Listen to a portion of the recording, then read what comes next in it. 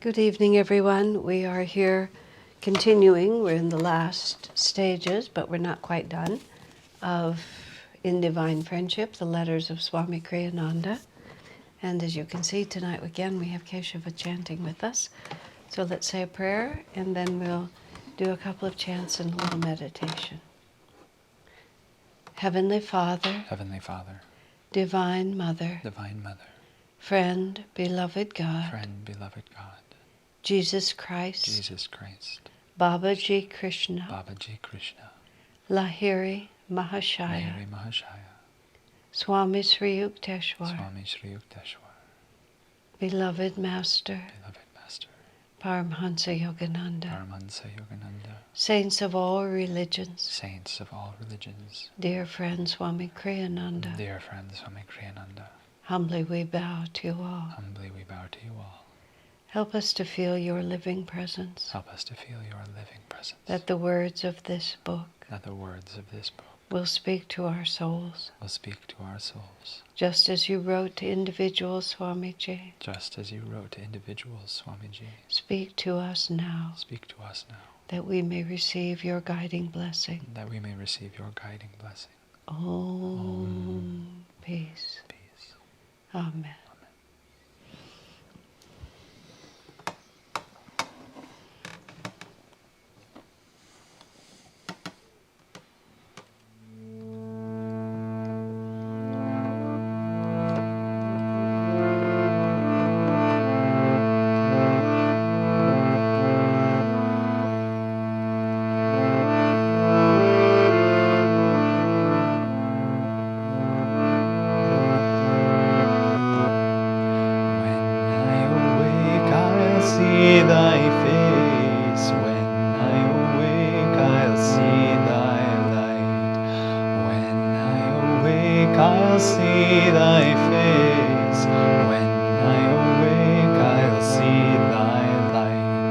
Mother, awake me from my dreams.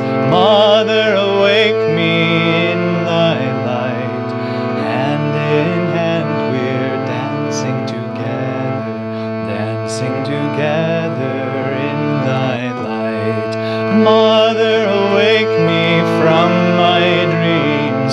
Mother, awake me in thy light. Hand in hand we're dancing together in thy light. When I awake, I'll end all sorrows. When I awake, I'll know thy joy. When I awake, I'll end all sorrows. When I awake, I'll know thy joy. Mother, awake me from my dreams. Mother, awake me in thy joy. Hand in hand we're dancing together in thy joy. Mother, awake me from my dreams. Mother, awake me in thy joy. Hand in hand we're dancing together in thy joy. When I awake, I'll end all fears. When I awake, I'll know thy love. When I awake, I'll end all fears. When I awake, I'll know thy love. Mother, awake me from my dreams. Mother, awake me in thy love. Hand in hand we're dancing together in thy love. Mother, awake me from my dreams. Mother, awake me in thy love. Hand in hand we're dancing together in thy love. When I awake, I'll see thy face. When I awake, I'll know thy light. When I awake, I'll see thy face.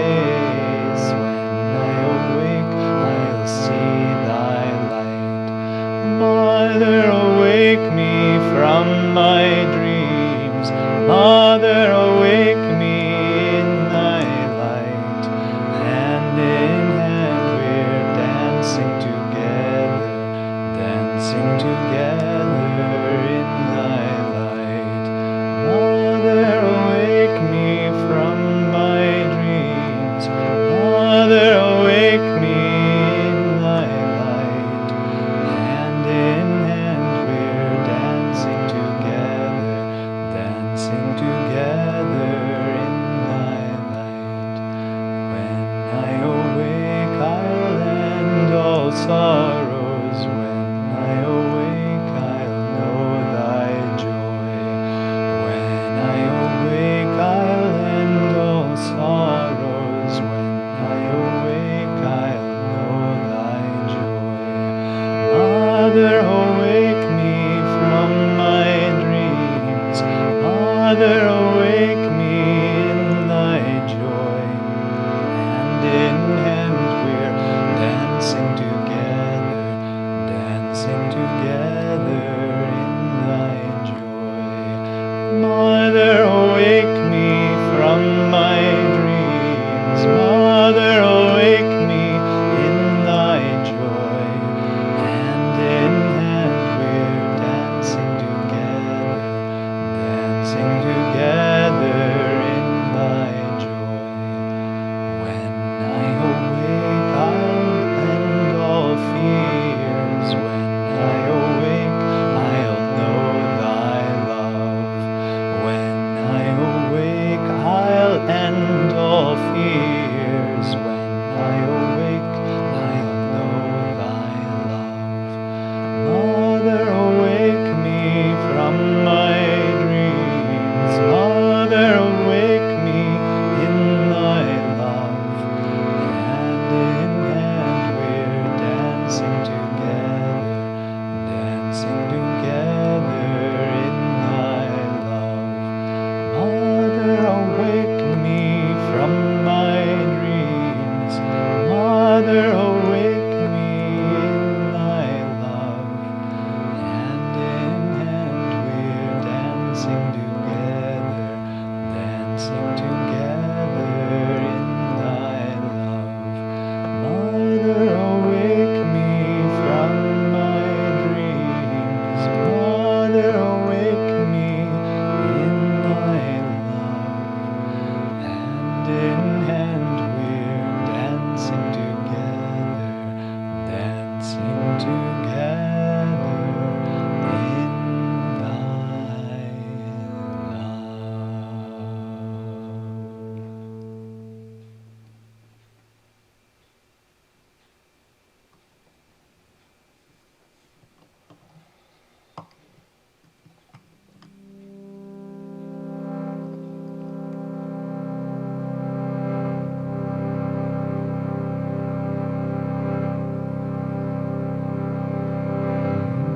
Guru Brahma, Guru Vishnu,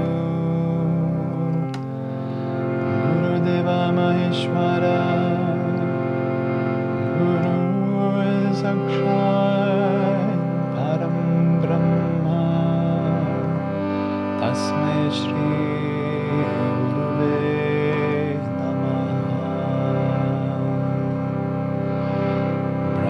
Brahmanandam Paramasukadam Kevalam Jnanamurtim Dandvatitam Gagana Sadrisham Tattvamasya Nilakshyam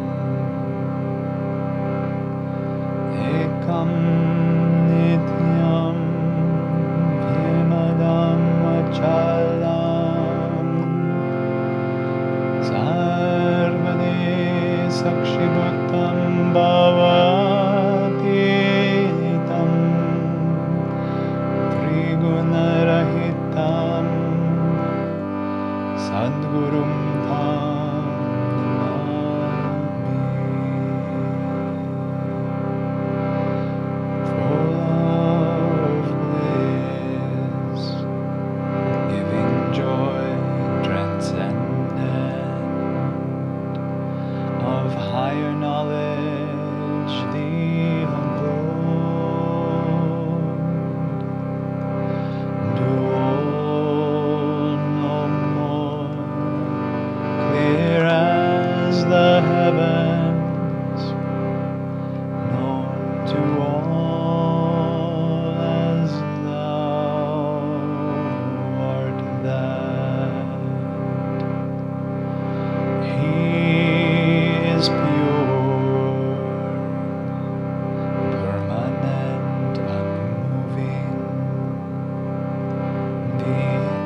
everlasting seer of all,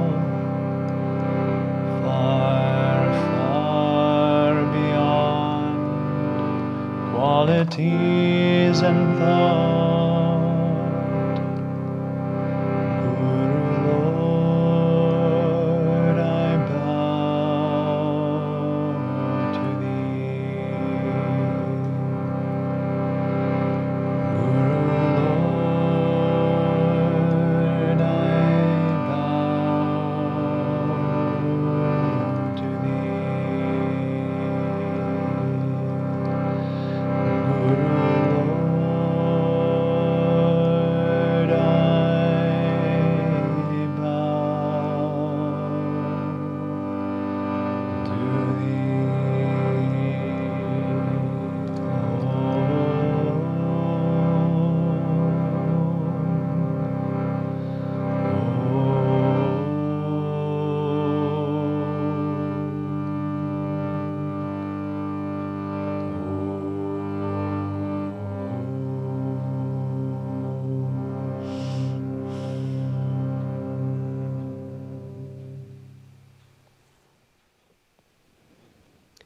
Om, peace. Amen.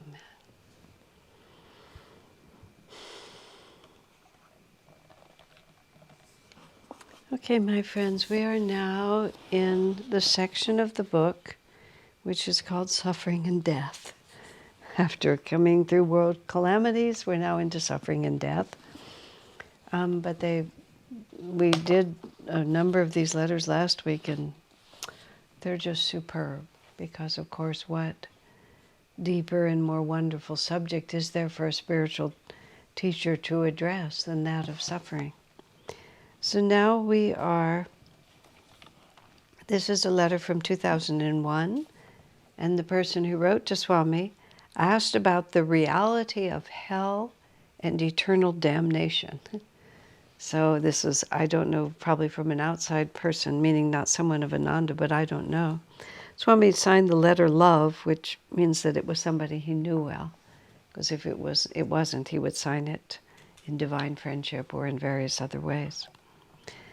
So he says, the subject of hell demands longer treatment than I'm likely to feel up to devoting to it in a letter. So he's wanting to say it's a big subject. However, I've dealt with the subject in my books, The Path, and also in The Promise of Immortality, which was just being published in 2001. The Promise of Immortality is verses of the Bible and the Bhagavad Gita, verses that have the same essential teaching. The Promise of Immortality is an expanded commentary on what we do every Sunday at our Sunday service. So if you haven't seen that book and are interested, it's an extremely good book.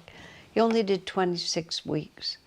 He often said that he was going to do a second volume and finish all 52 weeks because we have a reading for Sunday, and this was based on that, but he never did finish it. He never wrote the second volume. Hell, of course, is primarily a state of consciousness, not merely a place. As a place, it exists too, but no damnation can be eternal. It only seems so to the sufferer. When he says hell exists as a place, he doesn't mean on the material plane. He means in the astral world. That just as there are all these wonderful pictures of the heavenly realm that you can go to after death, he said there's also dark places, because death itself doesn't make you anybody that you weren't before you died. What happens when you die is you shed your physical body, and whatever consciousness you have, you continue it, except more intensified, is how Swami put it, because the physical body weights our consciousness down, dulls our consciousness. So if we're spiritually minded, uplifted people with a love for beauty and a love for harmony, when we are liberated from the heaviness of a material body, those refined qualities have freer and more expanded expression. And this is all the traditions of heaven, where it's very much like this world, only much more beautiful, much more harmonious, and the sounds and the sights and the smells and everything are very uplifting, if that has been our nature. But it follows equally that if our nature has been vindictive and mean and even, very much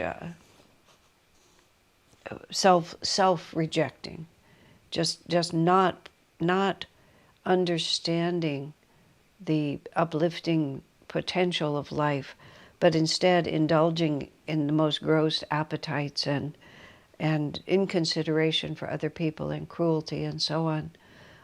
When the physical body comes off, we're just the same, except more intensified. And this is where all the legends of hell come from. These are lower astral universes. Now, this isn't just like somebody who's just sort of ordinary average. This is like for people who are really dark and evil. But here's an interesting story. We have a bookstore in Palo Alto, and there has been one in Seattle. They're shifting locations now, and we've had it since 1981. It's called East West Books, and it is a spiritual haven. It's a spiritual resource, especially when books were the only way that you could obtain spiritual information before the age of the internet. As a bookstore, it was an invaluable resource for the whole Bay Area, actually.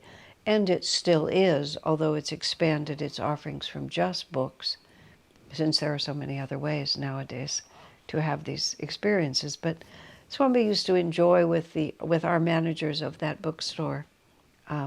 They would bring him books that they thought he would find of interest. And there was a very interesting book about after-death experiences, death and return. Almost all the death and return books that we read, people go to these beautiful heavenly places.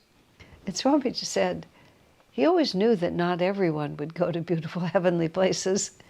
And so there was this book that had stories of people who basically went to hell. So it was very interesting, Death and Return. There were two of them that were of particular interest. I'm not sure if the first one I'm going to tell was in the same book. But this is a woman who tried to kill herself with suicide. And she was very fond of, Swami, when he tells the story, he always calls it rock and roll. But we were past rock and roll by that point. We were up to really heavy, I think heavy metal. I mean, I don't even know what I'm saying when I say that. But I believe that was the era. It was very dark, very cynical, extremely cynical music, celebrating violence and nihilism and just heavy, dark music. And she liked that music. She used to listen to it a lot. And in fact, she committed suicide while listening to one of these songs. But she didn't die. But she died enough that she went down into a lower astral world where a lot of other people who had committed suicide were there. And they were dressed in, some of them were still dressed in the clothes of the period in which they lived. And from that she could tell that some of them had been there for centuries. And their whole demeanor was dark and downward and life rejecting and sometimes angry, depressed, just nothing good. So she goes into this dark world and realizes this is the consequence of suicide. But somewhere when she was there, if I believe I have this story correct, the thought of Jesus came to her. Not even like devotion for Jesus, but just the thought of Jesus. Even in that dark place, she remembered that Christ existed. And in the moment that she remembered that, everybody was sitting looking down. Now, of course, downward position of the eyes pulls us into our subconsciousness, pulls us into everything that we've been, pulls us toward suffering and darkness and away from the uplifted energy of the superconscious. So she's in that state. She's falling into the same state. They're all in. She remembers that Jesus exists. That causes her eyes to go upward. She sees that right on the edge of this dark world, there are all these angels. And the work of these angels is to try to awaken these sad and despairing souls to the possibility of light. And she, because she could remember Christ even in all that darkness, she finds herself going up into these angelic beings, because as soon as she sees them, that's where she wants to go. So she's pulled into the light, and then in fact she's put back in her body. Several interesting things about it, of course. One of which is she said, this is how she put it, the vibration of that hell, and she said that's the only thing you could call it, was the same as the heavy metal music she was listening to. And she devoted herself, after she returned, to campaigning to try to get people to stop listening to that kind of music, because she said it just infects your consciousness with this darkness, which gives you an idea of the planet that we're living on right now. It doesn't mean that everybody who listens to that music will go to hell, but they're opening themselves to these very dark influences. These things are not insignificant. Swami said, music not only reflects consciousness, it also creates it. While I'm talking about this, I'm going to tell another story which is not about the book. I'm going to come back to the book in a minute. There was a man who lived in our community for many years, and he had the capacity to see into the astral worlds, and he actually had the capacity to help souls that were trapped between the worlds. Sometimes when people die, if they're too attached to the life they just had, they can become frightened about leaving it behind and going into the next world, and that they literally get trapped. And I can only just repeat this because I don't have any idea what this is about, but sometimes he would encounter trapped souls in physical places. And so people would have him come around to their apartments in our community if they felt there was some energy that was odd. And in some places, he found that there were souls that were sort of, and I don't know how this would really work, that were trapped in that physical space because of some experience related to it. So in the apartment that I lived in at that time, there was a sort of a part of it that always had slightly odd energy to it. It wasn't terrible, but it just always seemed a little odd over there. So I invited him to come in to just see what he would see. And this is what he told me later. He said that there was an American Indian warrior there. And he was still there, and he was on his horse. And what had happened was there had been a final battle in which the remnant of his people were wiped out. I don't know if it was physically on the space of where my apartment was. I don't know. That all of his people had been wiped out, including his young daughter. And he was so utterly heartbroken by the experience that he was just trapped in that moment. And he just transferred to the other world, but he couldn't let go of the despair he felt because he hadn't been able to save his people. So my friend comes in and somehow communicates with him. All this is beyond me. But my friend could see the warrior looking down, and he could also see the angelic beings, including the man's own daughter, who had died but had not lamented her death. She just accepted her death, and she was there trying to get her father's attention. And somehow or another, because of my friend, he was able to get the Indian warrior to look up. And as soon as he saw his daughter, he just galloped away. Because that was the despair in his heart, was what had happened to her, and there she was. And so he ran to her. The man who told me was a highly educated, extremely reputable man.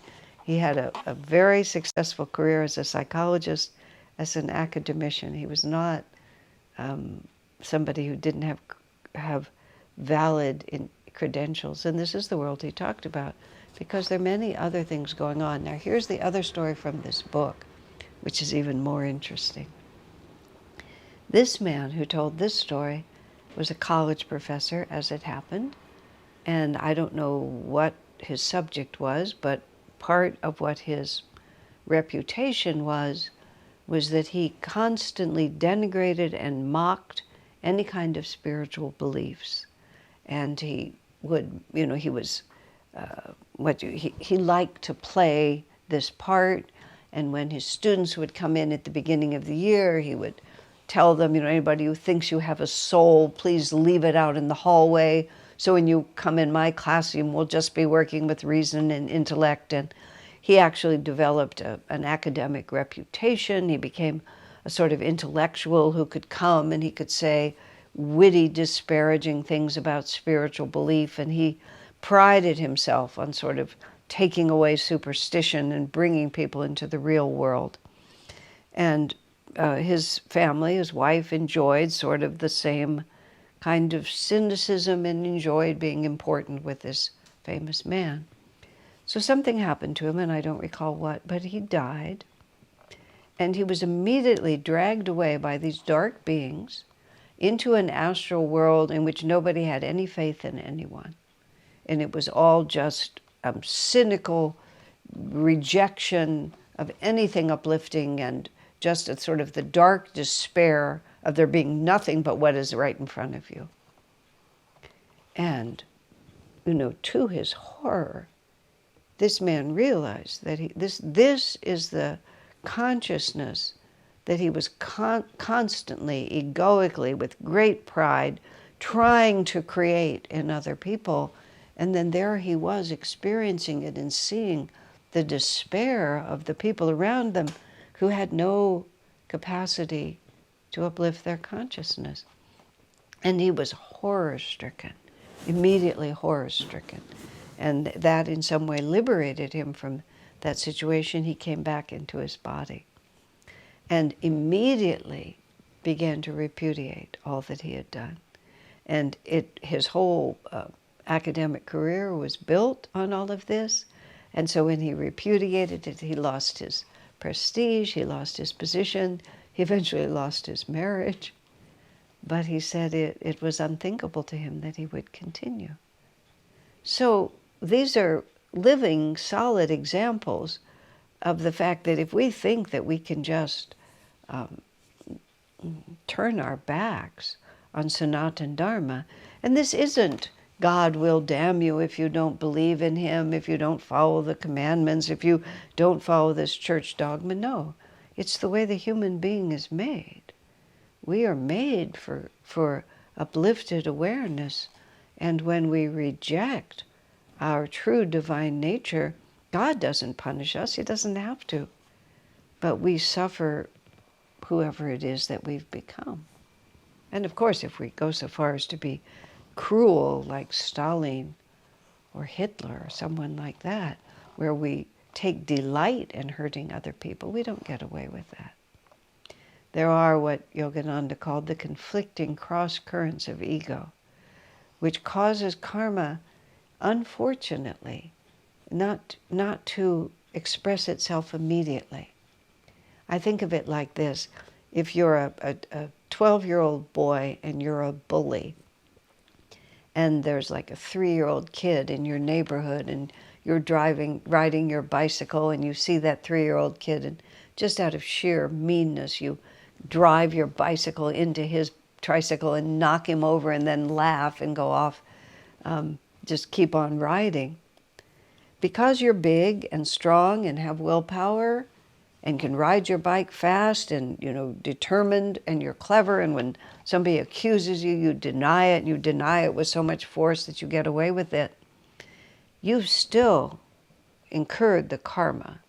But the conflicting cross currents of the strength of your ego may give you the power to outrun it for a while.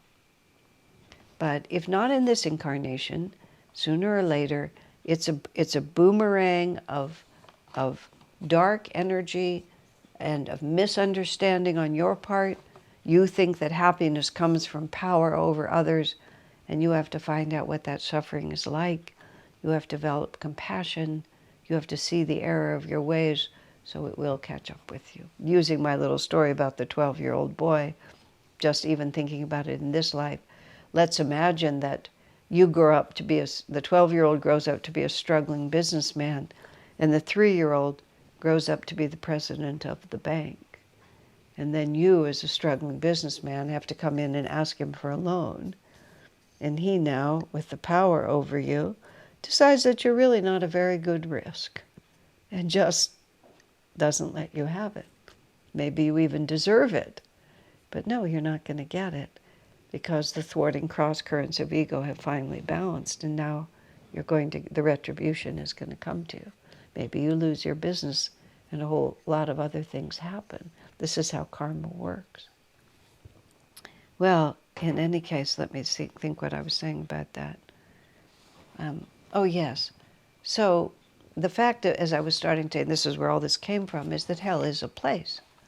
Because after we die, we go to the astral universe that is appropriate for our consciousness. But God is no tyrant. Bear in mind, if you've just been a little bit bad and a little bit good, like most people, you go to a place that's a little bit bad and a little bit good, just like you are. Or you get more credit for your goodness. We may have more goodness inside of us than we're able to express. Or we don't even really wake up in the astral world, Master said. If we don't have enough refinement to really be able to perceive on a more subtle level, and we're not so evil that we're going to be made to suffer, Master said the astral world is a rest, but not a very conscious one. The phrase he used was, it's sort of like a gray dream. We sort of have impressions, but we can't really hold them. And we don't really wake up until we have a human body again. And then when we have a human body and we're a baby, we begin to realize, oh, I recognize this. I know what this is. And then we start reaching and grabbing and start the whole thing over again. So anyway, Swami says, hell, of course, is primarily a state of consciousness, not merely a place. As a place, it exists too, but no damnation can be eternal. It only seems so to the sufferer, which is in and of itself really, Swamiji often has said, the reason they speak of hell as eternal is because when we're in it, he didn't just mean in it after this incarnation, but when we're in hell because we're suffering so intensely in this life, it feels eternal. It just feels like it's never going to end. A preacher once shouted angrily at Yogananda because he didn't subscribe to his entire belief system. "You will go to hell," the preacher screamed at Yogananda. Yogananda, looking at him calmly, observed the anger contorting the man's features. "My friend," he replied kindly, "I may get there by and by, but you are there already." And so much for what are giving lip service to divine realities. It also has to be who we really are. Hell and heaven both begin with where we are in our consciousness. So that's what I was saying earlier. It's really our state of mind. And then he says, Thomas Merton was a well-known Christian monk and a philosopher, a very insightful and very elegant, refined, spiritual person.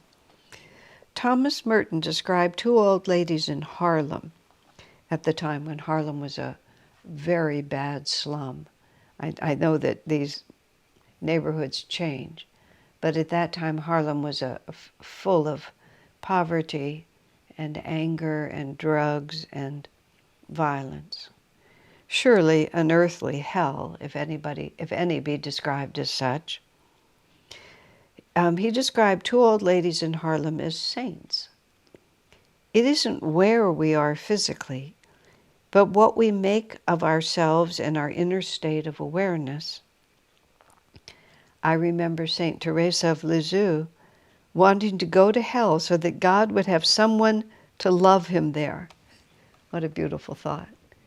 In the story of the Mahabharata, when Yudhishthira, when the whole war is over, when Yudhishthira and the other Pandava brothers have ruled their kingdom for as many decades as they rule it, and the whole incarnation is ending, and then Yudhishthira and his brothers set off, and they're going to just walk up into the high Himalayas, and one by one his brothers die, and finally Yudhishthira is the only one left.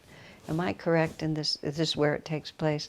The point is, I believe this was Yudhishthira at the end. And this little dog is following him all the way, and then he remains loyal to the dog. And finally, he dies, and he's taken up into the astral world. But he gets to the astral world, he doesn't see any of his brothers. All he sees is his enemies, the Kauravas, Duryodhana, and all of his brothers are there, enjoying the heavenly realms. And they, and Yudhishthira is welcomed and ushered into the heavenly realms. But where are my brothers, he says. And then, the god of death shows him that his brothers, for various reasons, had to go to hell instead. And so he sees this dark astral world where his brothers are. But he says, I repudiate heaven because heaven is where my brothers are. So in this, he passes the last and final test, and then all the Pandavas was just an illusion, and all the Pandavas are in the high astral realms as they should be.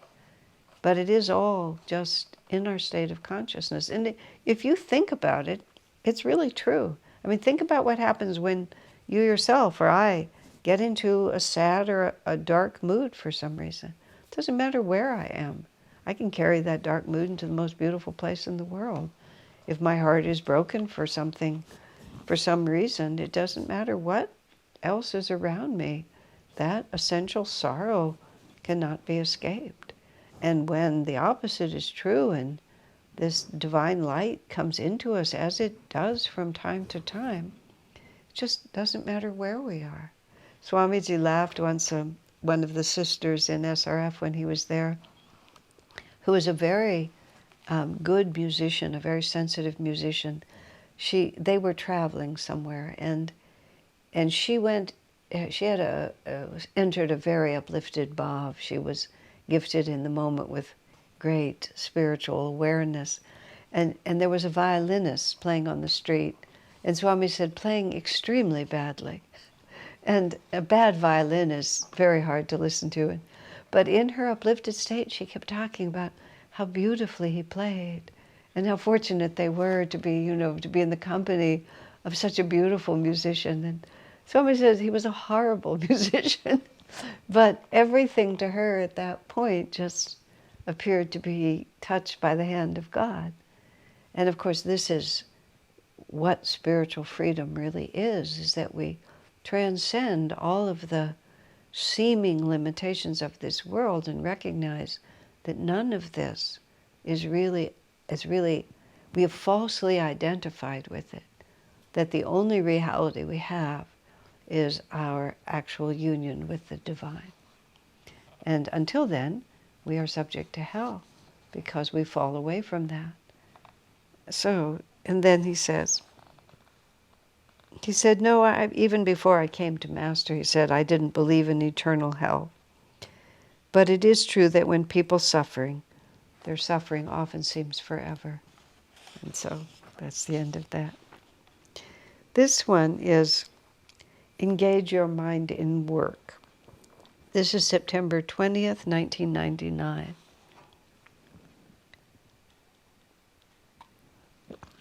I'm pretty sure, without being certain, that I know who this was written to. And it was an individual, it was written to an individual. I mean, I believe I know the specific one, but I would know anyway what the personality type to whom Swami was writing, but I think I know. So I'll speak as if that's true. It was a personality who always took their own troubles very, very seriously and had an inclination to be very self-concerned and also I don't know how to say this exactly. If it's the person I think it is, they weren't able to sustain their Ananda life. This quality within them just made it hard for them to attune themselves in the end to what we were doing. Let's see, they also had a great interest in their own difficulties. That's the only thing I can think of. Especially when one is beginning on the spiritual path and sort of just learning about reincarnation and all of the possibilities of who we've been in the past and what we can be in the future. One is very interested in oneself. And of course, one remains somewhat interested in oneself, but one is very interested in oneself, especially at the beginning. How I think, what I used to think, how I need to change. And much of this is wholesome because we begin the process of swadhyaya, which is introspection, study of the self. If we're really trying to, if we're coming to the spiritual path and trying to understand ourselves in the light of all of these high divine truths, then it's helpful to sort of reflect on the years before, how one might have behaved, whatever intuitions one may have about one's present karma or past life experiences.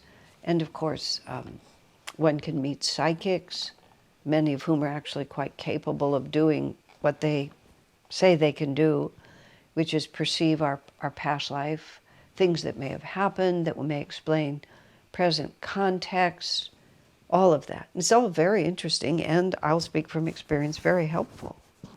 But there's a point at which one begins to lose interest in oneself, is the only way I can think about it.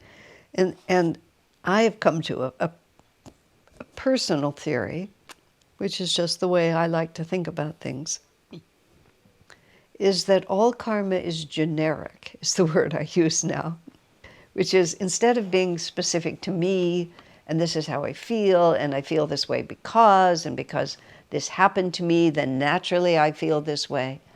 It's like all karma is anything that can insert itself so strongly into our consciousness that we lose our calmness, we lose our peace, we lose our joy, we lose our faith in our ultimate victory over all delusion, and we become convinced that I have to feel sad and that I have to feel inadequate and that I have a right to be resentful. And the way I also characterize it for myself, somebody owes me an apology. That's sort of, after a number of years, that's what I came to, that a great many of my disturbing thoughts were just, somebody should apologize to me. I could never exactly figure out who, and I could also not exactly figure out how it was going to solve anything, but nonetheless it was a profound commitment inside of me. And karma was anything that just reinforced that and just gave me one more reason to think I'm justified in feeling that I'm mistreated and misunderstood and not appreciated and basically just such a dud that nothing good is ever going to come to me. And, you know, the whole thing. And it is not funny when it happens. I make fun of it when it's not happening. This was a technique I learned from Swamiji because he did this a lot.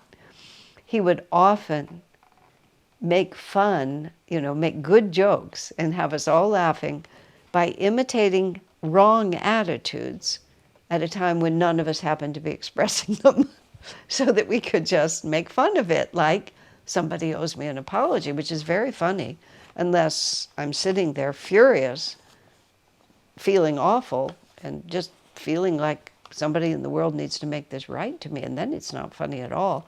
But if I've remembered that there are times when this is a joke, there's just that little bit of a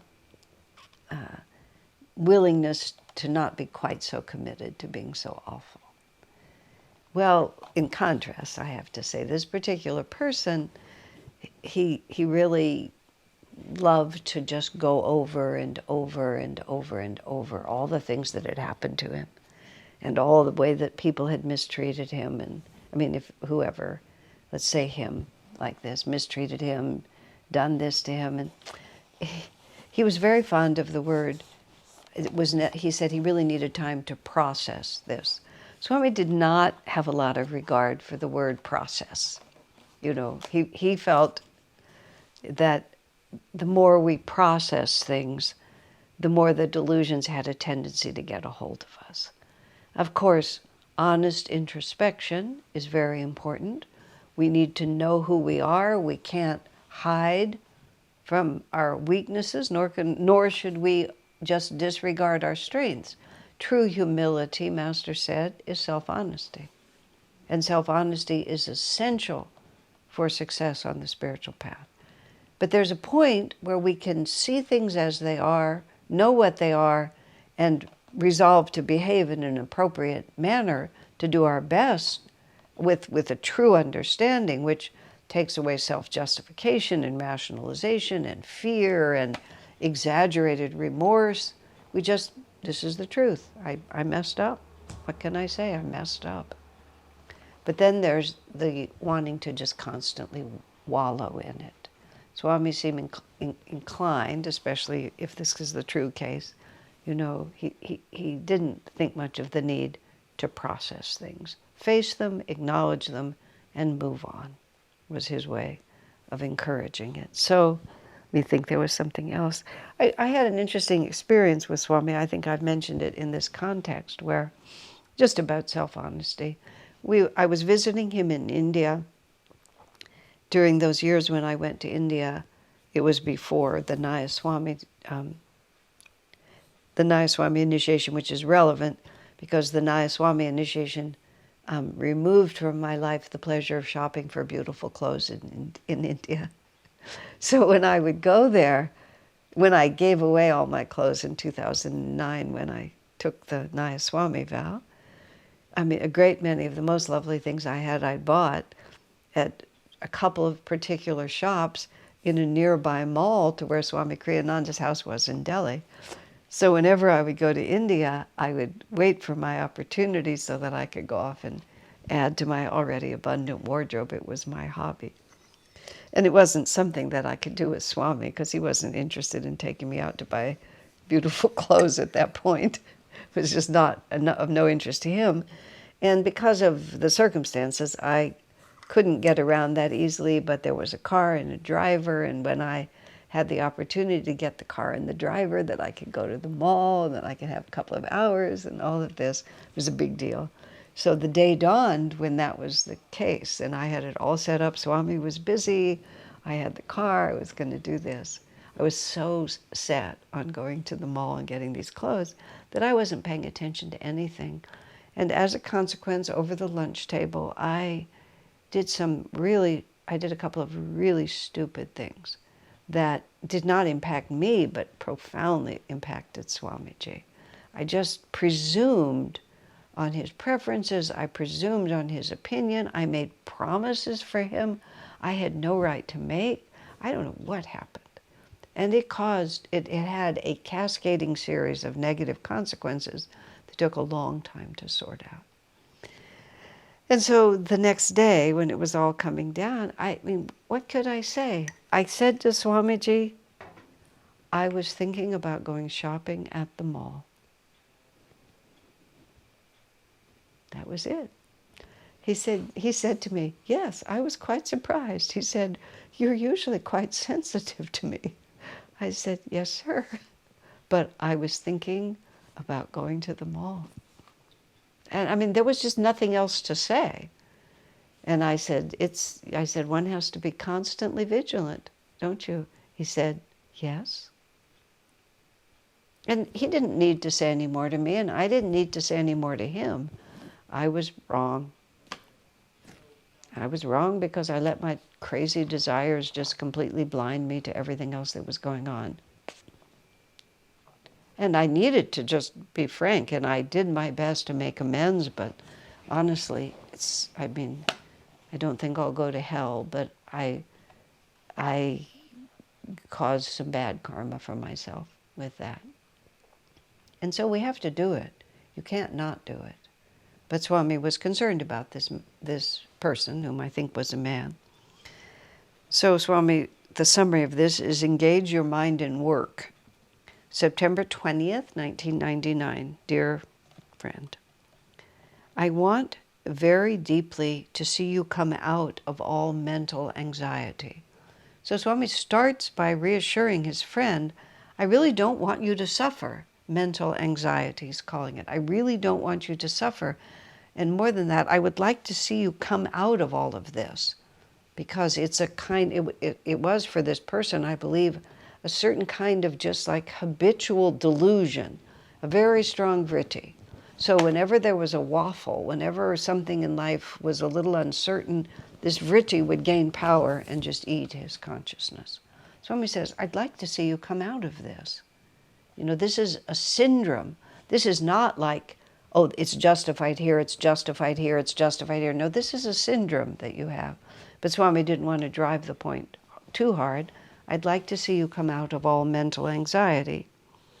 And I'm concerned about your being alone in Hawaii, because I've seen you before and see you now tending when you're off, quote, vacationing, to go into a downward spiral spin of thoughts, and more thoughts. So here, oh, well, I need to get away. I need, and this is, I'm sure, what this person would have said, I need to process all that's happened. So I'm going to go and be alone, and how he ever got to Hawaii, I don't know, but I'm going to go be alone in Hawaii, and that'll give me the time to process this. And Swami says, I've seen you when you go off like this, and what you do is you think. And that doesn't mean that you really come to any conclusions or bring yourself out of it. You just sit in it. One can't come to a resolution of one's problems in that way. He just says it straight. You don't just process it. You have to change your consciousness. He doesn't, what does he say? Rather, they only increase in size, in number, and in the power they have over us. See, what Swami's talking about here, and this is again something that we all gradually learn. At first, at least and I think it's not uncommon, I thought self-realization was that I would become perfect. And therefore, every time any little thing happened, because I was quite of this same ilk for quite a while, which is why I can talk about it. I don't think I was ever quite as heavy in my consciousness as this person was, because I'm fundamentally gifted with a relatively light center of gravity, so I wasn't inclined toward depression or that, but I was certainly inclined to think, and certainly inclined to always be worried about myself. So I thought when I became self-realized, I would become perfect, which is I would finally be good enough. You know, I can't say that I ever brought it to like a clear focus, but as I looked at it all years later when it finally all untangled itself, you know, I was always worried that I wasn't good enough. So I thought self-realization, I would suddenly be good enough. And that would be the freedom of it, was that I would finally measure up to this mythical standard that I was holding for myself, and I just wouldn't do all these awful things anymore. But I gradually became to understand that that very self-concern is the opposite of self-realization. And of course, the closer we become to God, the more free we become, the more wonderful intuition we have, the more kindness and compassion and love become natural to us. So in a certain way, we do become a better and better person. But we don't become a better and better person in the way that I thought I would, which is I just become a better and a better person. You know, just sort of like before I used to have faults, but now I don't have any because, you see, I'm self-realized. You know, just, no, that's all just sounds so ludicrous. But a lot of things that you think at the beginning are ludicrous, and you just don't know that they're ludicrous until you do know that they're ludicrous. In other words, I would become a bigger and better self. And I finally realized that self-realization is when you realize that you're not this self at all. And that this constant self-concern just goes away. Because you see yourself in right context. It took me a long time, and by no means was I always as good at it as I was in that unique example when I was with Swami in India. But that was a perfect example. I made a mistake, yeah. I made a big mistake. It was my fault. I had nobody to blame but myself. There you have it. But by that point, I had at least begun to learn that the antidote to those kind of errors is not beating yourself up so that you can finally be a perfect self. It's just part of the flow. And the sooner you forget about yourself and get back to contemplating a greater reality, better still serving and working for a greater cause than just yourself, the sooner all of those issues just, either you're not inclined that way, or they just roll over you like raindrops. They just don't make any difference anymore. And it's the self-forgetfulness. Self-realization is self-forgetfulness. Self-forgetfulness, cosmic self-forgetfulness. There's no self. Anandamoyi Ma never referred to herself with a personal pronoun. She would refer to this body or something like that. But she wouldn't even call it my body. It would just be this body. This body is doing things, but not I. Because she couldn't say I, because the I was the infinite. And when she would say I, it would mean the infinite. It didn't mean this little force.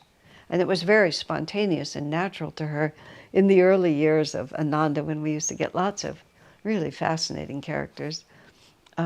We always have had fascinating characters, even to the present. Why am I putting it in the past? But we got more exotic, amusing characters sometimes. There was this one person who came, and they very, very conscientiously never used the I pronoun because they'd read somewhere that they shouldn't. So they always referred to themselves as this unit of consciousness, which became for many years, even to the present day, has always been just an amusing way to think about oneself, this unit of consciousness. This unit of consciousness would prefer a peanut butter sandwich to a cheese sandwich. All the ways in which you still completely indicate absolute identity with this limited consciousness, but you've just changed the pronoun or avoided the pronoun. But it was so fun, this unit of consciousness. Anandamoyi Ma, by contrast, they had to feed her or she wouldn't eat. And she wouldn't even know whether she'd eaten or not. I mean, she didn't have to worry about the pronouns. Master, when he was walking with Swamiji in one of their evening strolls back in when Swami was there with him, Master sort of stumbled. Swami had to kind of keep him upright. And Master said, I'm in so many bodies, sometimes I forget which one I'm supposed to keep moving. It would just go out of his head that these legs and that these feet were his responsibility. And he would have to sort of be reminded again that they were his responsibility. I mean, that's what spiritual freedom is. That's where we're going, and it's enjoyable beyond imagination of expectancy, to use Master's phrase from Samadhi, because we as long as there's the I in there, we literally can't imagine that kind of freedom, but we can sense it, and that keeps us moving forward. So Swami says, going on with this person, again and again, I've seen in my own life that the best thing is simply to redirect my thoughts and energy and to stop thinking about problems that don't seem to have a clear solution. They'll disappear if you don't give them energy. Now see, there's also the key. Stop thinking about problems that don't seem to have a clear solution. And that's what the falseness, if we actually processed it to the point where we see the issue, we understand the solution, we implement the solution, and then the process is done. But too often that very word just means to go around and around and around and around with a problem that doesn't have a clear solution. I mean, that's somebody owes me an apology. I can just kind of stew in that, and I can put faces on the ones who ought to apologize to me. I can even imagine or paste on enough things I've been told about past incarnations that I can project and imagine situations, some of which I know are true, of things that actually happened. But there's no clear solution. I was hurt, I was disappointed, or I behaved in an abominable manner, and now the karma is catching up to me. Or they were unfair to me, and they're still being unfair to me. They were in that lifetime, and they are in this lifetime. But there's no clear solution. What's the solution to it? You be different. You be different.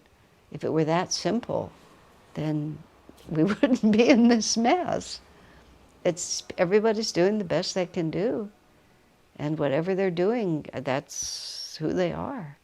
You can't bully people into behaving the way you want them to, and you can't bully yourself into behaving the way you want to. It's a problem without a clear solution. Now, Swami's not suggesting that you suppress it. He's not suggesting that you call it perfect and good when it's awful. He's not suggesting that you should just pull up your socks and be fine.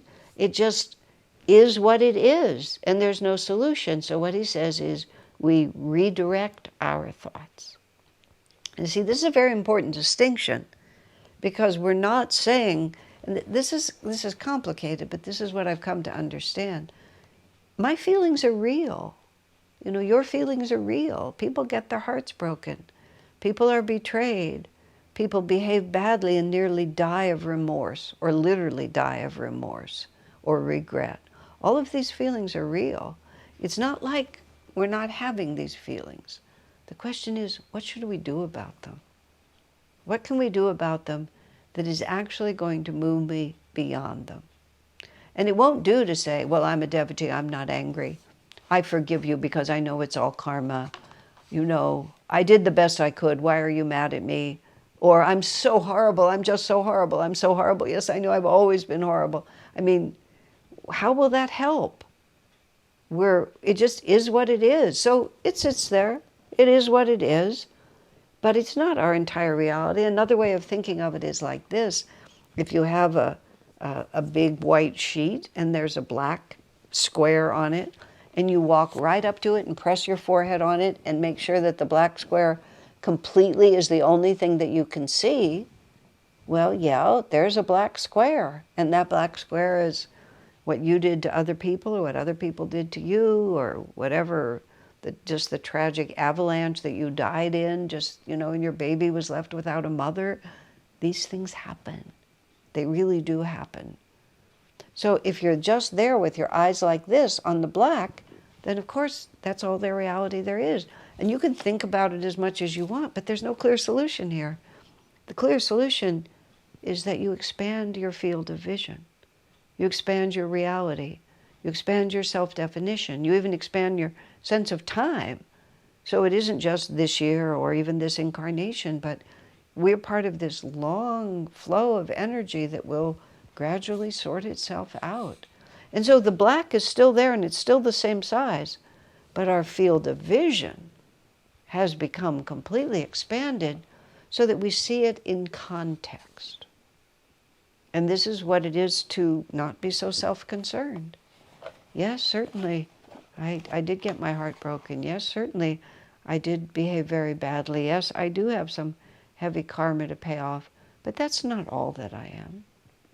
And that's not all that my life is. And that's not all that my destiny is. Sri Yukteswar says, the past lives of all men are dark with many shames. But everything in future will improve if you're making a spiritual effort now. And that's where we stand. I'm making a spiritual effort now. I have the very, very, very, very good karma to have been brought to true teachings. I'm doing the best I can knowing this. What more can I do? That's the big white field around the black spot. Swami says those problems will disappear if you don't give them energy. And this is all we're talking about the chakras, we're talking about the vrittis. The more you add energy to this whirling vritti, the stronger the vritti gets. If you can take energy out from there focus it on the spiritual eye, the heart, what something higher than that downward pulling preoccupation, then gradually, and it has to be said gradually, everything in future will improve if you're making a spiritual effort now. At least you won't add energy to it, and gradually, as you get stronger, you'll be able to leach energy out of it, because revelations will come to you. Just like, oh, I see, that's why it happened. Nobody actually does owe me an apology. It was I, perhaps, who should apologize to them. Oh, I see, this was perfectly justified. Oh, I see, that really wasn't such a good idea. Oh, I was thinking about going to the mall, and as a consequence, I didn't behave properly. I didn't notice that before. Because I couldn't, because I was too busy in the black hole. So then Swami gives very practical advice. Please engage your mind in work so it doesn't spin on while you think of all the things you must, quote, process. Engage your mind in work. In other words, be creative, be productive. The best way to process things I've found is to drown oneself, small s self, drown oneself in work for God and in loving Him. So, it's just practical. Often when I feel I can't be productive in one way, or I feel my mind spinning down in a certain way, I'll just do simple tasks that need to be done. Clean out the closet, wash the dishes, go grocery shopping. Just do something that may not be great and noble, or if I can find better and nobler work to do it, I'll do it. But just anything to keep the mind out of that spin. In some way to give, to put out positive energy. The best way is to drown oneself in work for God and in loving Him. That's what our lives are all about. Nothing else really matters. So you've made mistakes, so other people have made mistakes, so you've suffered. So what? Lose yourself in serving Him. So the next letter is on inner joy, and it was written late in the 1980s. I don't have any idea of the context of this. Swami's writing to someone. Don't allow yourself to be swept up on an emotional high. Let the joy you feel well up from deep inside you. Let it be calm and internalized. In that way, it won't set you up for the opposite state, which is depression, but will remain steadily and increasingly yours. The emotional high is when, everything's going right, it's all so good, finally. You can feel it in yourself. You can feel it when it just gets a little frenzied.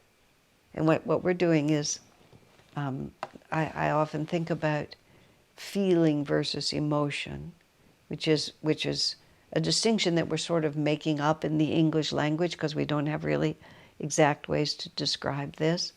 But if one thinks of oneself as a big tree with a very strong trunk, in where I live, in the Ananda community that I live in, there's some really huge and gorgeous trees on the property here with us, just extraordinarily wonderful trees. And there's I believe an elm tree out here that is in many ways the grandmother tree here, and it has a very strong base, and it's very big, and its branches go way out from its base. So you can be quite some distance from the trunk, and you can still be looking up at the branches of that tree. But all of them, they live because they're connected to the trunk. And it's from the trunk of the tree that the branches are fed. And the roots that go down, because that branch has no connection to the earth, from where all the water and the nutrients and everything comes up from. The branch gets its energy from its connection to the center. But the center of the tree extends all the way out to that little branch, way out to the tiny little leaves that are starting there, or whatever realities, the little birds that may be there. The branch, the trunk of the tree is experiencing all of that.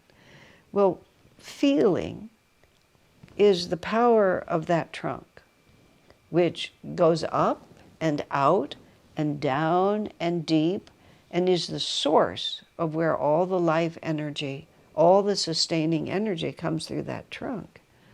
But it does extend all the way out. And emotion is when we run all the way out onto the branch and then imagine that the branch is the source and forget that the real source of energy is back at the trunk. And what happens to us if we live at the trunk is that we can reach all the way out to my children, my career, my wonderful home, my beautiful young body, my desires for this, my artistic expression, my joy in going to the seashore, my wonderful vacation, my satisfaction in the work I did. You're in the trunk, you reach all the way out to the end of it. It's not like you don't have those experiences or don't participate in them, but you always are doing it from the trunk. That's feeling, and feeling can be very deep. But when we get into emotion, we grab a hold of this piece of the trunk, of the branch, and we begin to think that this little bit of the branch, this is who I am, and above all, this is what I must have to be happy. And it's my children, and my wonderful experience at the beach, and my pleasure in my art, and my delight in the money I made, and my beautiful young body, everything. But now I'm living on the branch, and the branch is my reality. Except, of course, the problem with the branch is a big, strong wind comes and it snaps off. And we're just out there, it breaks, whomp, we fall all the way to the ground. If we're living in the trunk and the branch breaks, we may feel very deeply, and we may lament, we may mourn, we may long for the return of that branch, but we're still standing in the center of who we are, and we have the capacity to grow it again, don't we? Or to turn our attention to another expression. But if that's been our only reality, we hit the ground again. So I'm also elated because I'm up here in the top of the tree, but then a big storm of some kind comes, it breaks, and I fall to the ground. So here's what Swami's saying. Live in the deep center of who you really are, and let your joy emanate from your center, because that kind of joy does not have the opposite. But if we put too much faith in that tiny little branch, inevitably it will break and we will fall. Now, sometimes it doesn't happen in this lifetime, sometimes you get away with it. But it will happen because it's not true. It's not because God punishes us, it's because it becomes an unlearned lesson. We're trying to force duality to stay on one side of the ledger when it absolutely must come back to the other. But if we stand in the center, the pendulum can swing, and we can, be in the movement of it, but we don't lose that core power. So that's what Swami is saying. Don't allow yourself to be swept up on an emotional high. Let the joy you feel well up from deep inside you. Let it be calm and internalized. In that way, it won't set you up for the opposite state of depression, but will remain steadily and increasingly yours.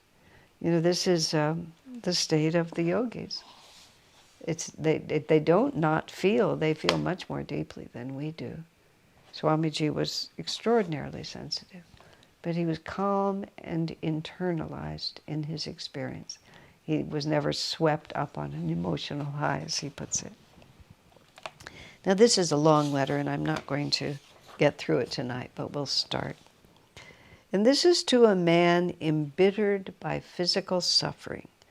And this was May 30th, 1983. So the reason of this letter is explained in the first paragraph, is that somebody who knew Swami had a friend, and that friend was suffering deeply, apparently because of some physical ailment, and had become quite negative and soured on life. And that friend presented the problem to Swami Kriyananda and asked if Swami Kriyananda would be willing to write to him and help him. And so Swami did. So he says, "Dear friend, I don't know you by your fuller name, so can't address you more formally." Swami starts by apologizing. He was of a different generation, born in 1926 and raised in Europe. And so he was more respectful and more formal, but he doesn't even know what this man's second name is, so he has to address him as Dear Bill or Dear Bob, and Swami felt it was somewhat of a presumption and did not want to get off on the wrong foot with him. So he says, "I don't know you by your fuller name, so can't address you more formally. Our dear mutual friend sent me a portion of one of your letters to her, along with a plea for suggestions as to what she might say to you to help you extricate yourself from your present bitterness toward life and toward God."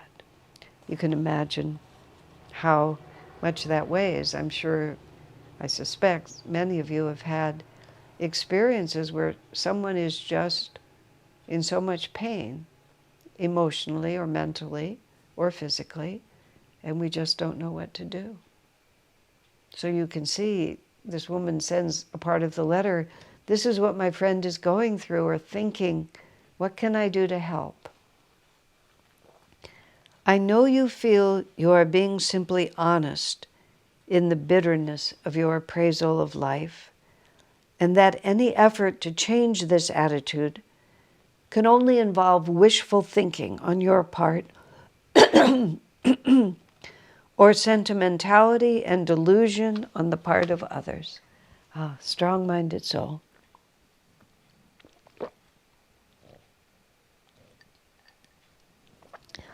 He feels that he's being honest and everyone else is just deluded. You can just see the whole scene play out. Still, you seem like a reasonable man, and on that basis, I would like to offer you these few thoughts. I offer them as the friend of your friend, and through her as your friend.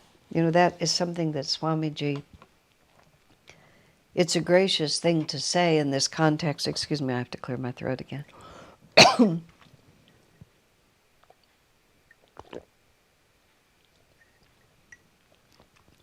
It's a gracious thing for Swamiji to say in this context, as a friend of your friend, but he also really meant it. It was one of the many, many, many, just deeply endearing qualities about Swamiji.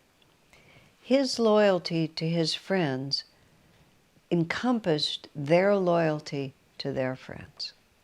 So if Swamiji was a friend of mine, and this person whom he didn't know and had never met was someone that I was loyal to, Swami felt loyal to them.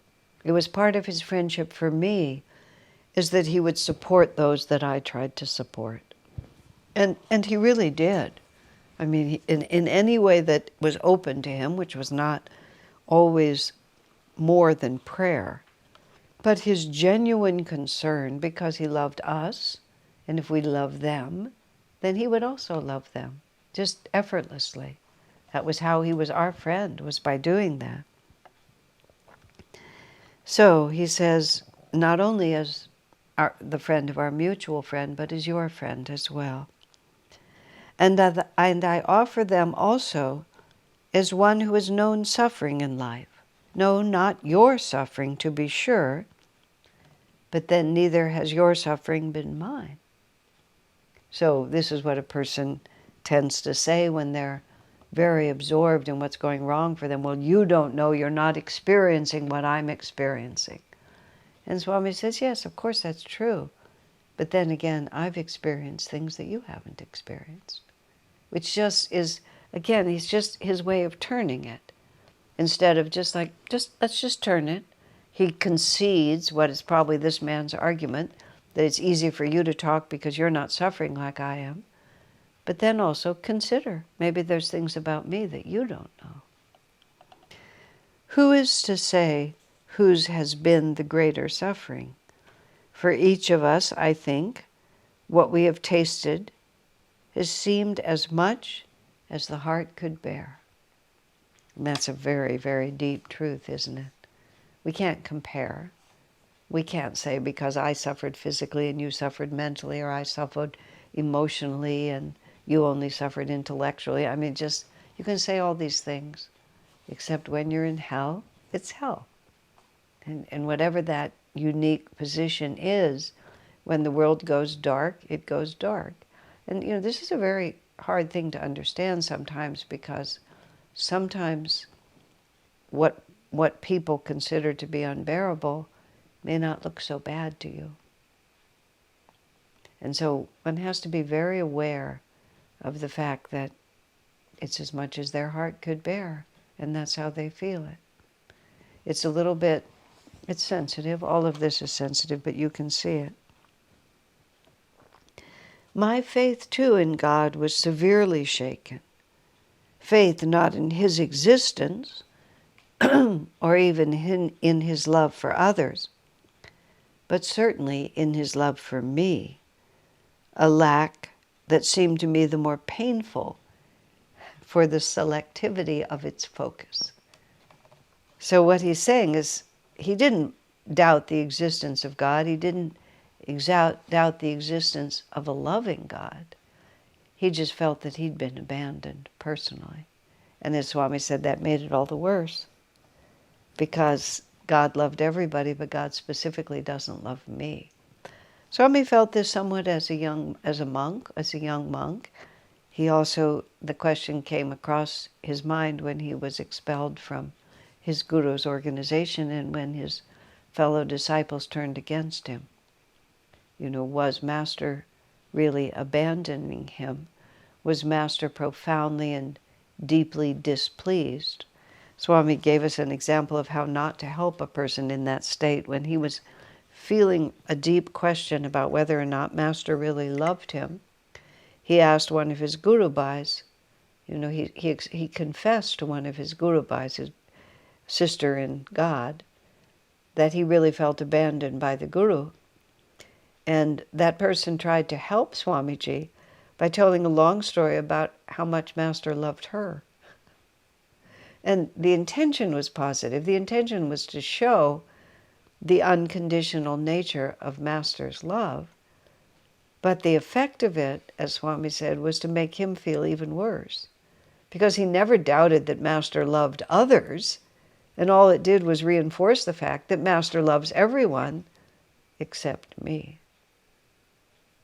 So Swami's also sort of saying here that I have had an experience, perhaps not exactly, but my faith in my relationship with God has been severely tested. Now, I think I'm just going to stop at this point, and we'll pick up this letter next week. God bless you, my friends.